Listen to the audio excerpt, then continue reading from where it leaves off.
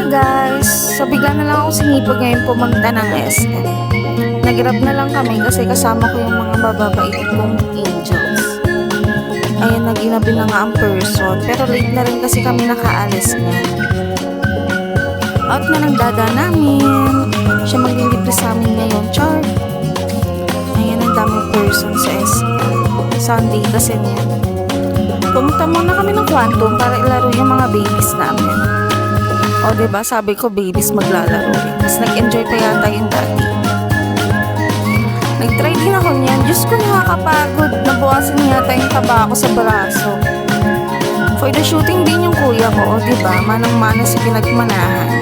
Nahilig din sa basketball. Ang dada kasi kahit ano sinushoot. Char. At yan, for the car muna ang magkuya. Di na muna kami nag-indoor playground dyan kasi sobrang daming tao.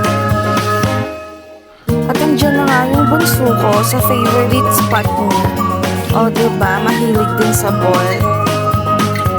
Diyos ko, kulang na lang yata, dyan na lang siya tumira. Ayaw na niyang umalis dyan. Sino relate dyan mga mi? Yung sobrang hirap nilang alisin dyan kasi sobrang nag-e-enjoy sila.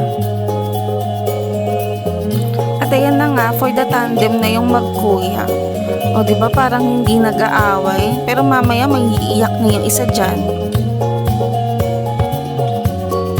Trinay ko din tong clone nila.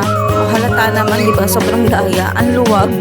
Pero dati tinry ko yan, may nakuha naman ako.